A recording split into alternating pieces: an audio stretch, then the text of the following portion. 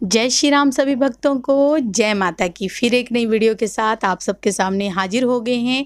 और आज की जो हमारी वीडियो है इसमें हम जानेंगे, जैसे कि हम मेहंदीपुर बालाजी से आ चुके हैं, सभी लोग जो हैं जो भी हमारे साथ भगत गए हुए थे, उन सभी के मन में ये सवाल हो सकता है कि मेहंदीपुर से आने के बाद क्या करें और क्या ना करें, या फिर जो भी भगत जाते हैं और आके फिर उनको कन्फ्यूज़न रहता है क्या करना चाहिए। तो इसके लिए आप थोड़ा सा डिटेल में बता दीजिए कि क्या करना चाहिए और क्या नहीं करना चाहिए, क्या क्या नियम होते हैं, किन बातों का विशेष तौर पर ध्यान रखना चाहिए। तो अंत तक बने रहिए, तभी आपको सारी वीडियो समझ में आती है। अगर वीडियो अच्छी लगती है तो लाइक करें, शेयर करें, कमेंट करें, और अगर आप हमारे चैनल पे पहली बार ही देख रहे हैं तो चैनल को भी जरूर सब्सक्राइब करें। साथ में बेल आइकन है उसको प्रेस करें ताकि आने वाली हर एक वीडियो की नोटिफिकेशन सबसे पहले ही आपके फ़ोन में पहुंच जाए। चलिए शुरू करते हैं आज की वीडियो। जय श्री राम जी। जय श्री राम, जय श्री बालाजी महाराज। बाबा की असीम कृपा आपके परिवार पर सदैव बनी रहे और मेरी माई जगत जननी माँ भवानी अम्ब की कृपा आपके घर में अन्नपूर्णा रूप में वास करे। जय माता की। क्या होता है कि सबसे ज़्यादा जो विशेष जरूरी कार्य है मेहंदीपुर से आने के बाद, वो है सबसे पहला कार्य है कि भक्ति। सबसे पहले कार्य है, प्रेजों से भी पहले का कार्य है भक्ति। आपको भक्ति को बढ़ा देना चाहिए। आप जितनी पहले, जैसे कि आप एक हनुमान चालीसा पहले पढ़ते थे तो आपको 7-7 बार हनुमान चालीसा पढ़नी चाहिए। आपकी भक्ति और भी ज़्यादा बढ़ जानी चाहिए। दूसरी बात ये, आप सोचते कि प्रेज ही सब चीज़ों के वो है, लेकिन मेन बात ये होती है कि आपके द्वारा की भी भक्ति भी ज़्यादा प्रबल होती है। जब और आते ही अभी जैसे श्राद्ध पक्ष चल रहे हैं तो इस दौरान आपको अखंड ज्योत प्रज्वलित कर देनी चाहिए। श्राद्धों में अखंड ज्योत जलाने का अलग ही महत्व है। कई व्यक्ति सोचते हैं कि श्राद्धों में अखंड ज्योत नहीं जलानी चाहिए। श्राद्धों में अखंड ज्योत जलाओगे तो आपके पितरों को भी रोशनी प्रदान होगी। आपके अखंड ज्योत जलाने से आपके पितर भी प्रसन्न होते हैं। ये नहीं है कि आपके पितर प्रसन्न नहीं होते हैं, मेन बात ये है। लेकिन रूई की बाती की ज्योत भी आपके घर में जरूर जलनी चाहिए। अगर आप श्राद्धों के दौरान अखंड ज्योत जला रहे हो तो आपने कलावा जो है वो नहीं लेना चाहिए और सफ़ेद रंग का कलावा लेना चाहिए। सफ़ेद रंग के कलावे से ही आपको अखंड ज्योत की बाती बनानी चाहिए। ये विशेष बातें मैं इसलिए बता रहा हूँ, कई लोगों को समझ में नहीं आई, लेकिन अब मैं वीडियो में बना के आपको अच्छे तरीके से बता दूंगा। सूतक और पातक का परहेज रखना चाहिए। घर का जो भी व्यक्ति है, पेशी खाई है जिसने, उसका 41 दिन तक का ही परहेज करना चाहिए।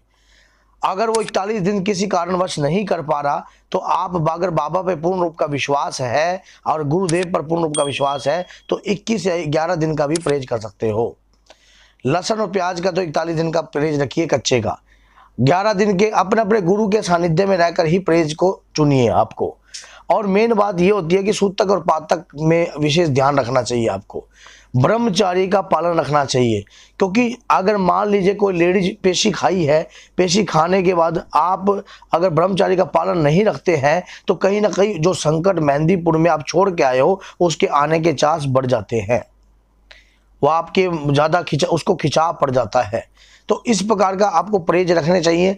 और दूसरी बात ये है, घर में संकट का जिक्र नहीं करना चाहिए आपको, बल्कि ये जिक्र करना चाहिए कि मैं बाबा की भक्ति से कितने लोगों को मान लो बाबा से जोड़ सकता हूँ, बाबा की भक्ति का प्रचार कर सकता हूँ।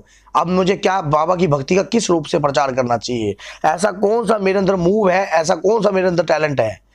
अब नियम और नियमों का पर्चा इतना बड़ा बना दो। असली बात तो यही है जो हम कभी समझते नहीं है। अगर हम मान लो हनुमान जी महाराज के नाम का बखान करने लग जाएं, प्रभु श्री राम के नाम का बखान करने लग जाएं, तो हमारे प्रेज कहाँ गए? प्रेज तो गए, तो बाबा स्वयं हमारी रक्षा करने लग जाएंगे। हमें जो बात, जो मेन पॉइंट है उसको जल्दी से पकड़ लेना चाहिए। मेन पॉइंट यही है कि जितना हो सके ये देखिए कि जो लोग दुखी हैं उनके प्रति सोचने लग जाओ कि किसी न किसी प्रकार इसको बाबा से जोड़ देना चाहिए। इसके घर के अंदर किसी न किसी प्रकार से बाबा की कृपा बरसनी चाहिए। इस प्रकार के कार्य ज़्यादा अनिवार्य होते हैं। और जो लोग रोगी हैं, जो भी मान लो जिसने पेशी खाई है, प्रेत रोगी है, और वो व्यक्ति धूनी जरूर लेनी चाहिए। 11 दिन, 21 दिन और 41 दिन अपने गुरु के आदेश के अनुसार ही धूनी का पालन कर आपको करना चाहिए। और उस दौरान अगर आपका शरीर भारी रहता है या संकट का कहीं ना कहीं खिंचाव रहता है तो 41 दिनों तक ये हेर फेर रहता है, इसलिए 41 दिनों का परहेज बताया जाता है। तो कहीं ना कहीं अगर आप 41 दिन का परहेज नहीं कर सकते तो अपने आप को भक्ति की राह में पूर्ण रूप से बना दीजिए आप। अगर भक्ति की राह आपकी पूर्ण रूप की बन जाएगी तो आपके ऊपर कोई भी आत्मा हैवी नहीं हो पाएगी। कई बार हम क्या करते हैं, भक्ति तो हम करते नहीं है, हम क्या करते हैं, परहेजों पे ही ज़्यादा फोकस रखते हैं। ये बात सच्ची है कि इलाज से परहेज बेहतर है, लेकिन ये बात भी सच्ची है कि जब तक हमारा अंदर का आत्मविश्वास मजबूत नहीं होगा तो कहीं ना कहीं हमारे शरीर में प्रेत अंदर समाने में सक्षम हो जाएगा और आप हमारे ऊपर काबू कर जाएगा। जब हम बाबा के ऊपर और गुरुदेव के ऊपर पूर्ण रूप से विश्वास करके चलेंगे तो हम अंदर से मजबूत होंगे, और जब हम मजबूत होंगे तो संकट हमारे ऊपर हैवी नहीं हो पाएगा। तो ये बात सबसे विशेष तौर पर ये बात ध्यान रखनी चाहिए। मेन बात ये होती है कि इन दौरान आपकी एक तपस्या होती है, ये 41 दिन की कलयुग में। थोड़ी सी तबीयत खराब है क्योंकि बालाजी से आए हैं, आवाज गला भी बैठा हुआ है। तो अब आपको मैं ये बात बता रहा हूं कि अगर आप मान लो अधिक से अधिक बाबा की भक्ति का ज्ञान करें, भक्ति को उजागर करें या अधिक से अधिक धर्म के प्रति कार्य करें, और ये देखिए कि परहेज ज़्यादा जरूरी है या बाबा की भक्ति ज़्यादा जरूरी है। बाबा की भक्ति इतनी मजबूत कीजिए अंदर से, आपका हृदय रोम रोम में प्रभु की कृपा आपके बरसने लग जाए, और फिर देखना संकट कहेगा भैया मुझे तो इस शरीर को छोड़ना ही पड़ेगा। क्यों छोड़ना पड़ेगा? क्योंकि ये तो 24 घंटे राम राम राम राम यही जपता रहता है, जय हनुमान जय हनुमान जय हनुमान, 24 घंटे यही जपता रहता है। तो शरीर वो आपके ऊपर हैवी नहीं हो पाएगा, क्योंकि शुरू में क्या होता है, जब हम बालाजी से जाते हैं 10 दिन 11 दिन तक आपके घर में एकदम आपको खुशी होती है, एक्साइटमेंट रहती है। जैसे जैसे समय बीतता जाता है आप सारी बातों को भूल जाते हो। वो नहीं भूलना चाहिए आपको ये ही याद रखना चाहिए कि हमें बाबा की भक्ति ही करनी है, और भक्ति ही सबसे बड़ी शक्ति है।